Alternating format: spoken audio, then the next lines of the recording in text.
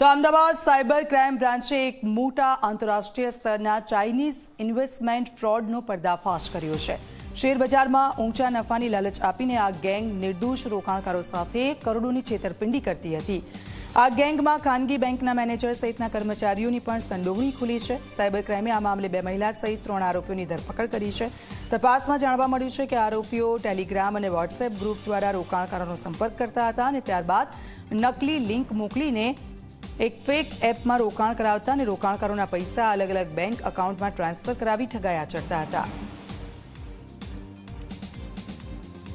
જે 3 આરોપીમાંથી મુખ્ય જે પૂજા પરિહત જે બેંક મેનેજર છે અને સેલ્સ મેનેજર છે મહેશ તારાણી, આ છેલ્લા 1.5 થી 2 વર્ષથી આવા મ્યુલ એકાઉન્ટ ખોલાવવાની પ્રવૃત્તિમાં સંડોવાયેલ છે।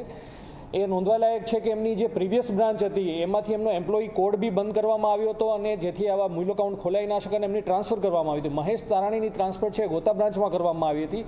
એમના બેંક મેનેજર દ્વારા બી એમને એ બ્રાન્ચમાં એકાઉન્ટ ખોલવાની મનાઈ કરેલી હતી, છતાં પૂજા જે પરિહત છે એની નવી બ્રાન્ચમાં આ સેલ્સ મેનેજર આવા અલગ અલગ મ્યુલ એકાઉન્ટ ધારકોને લઈને આવી અને આવા કરંટ એકાઉન્ટ ખોલાવતા હતા, જે એકાઉન્ટ ખોલાવવા માટે એમને 50,000 થી 1 લાખ જેટલું કમિશન મળતું હતું।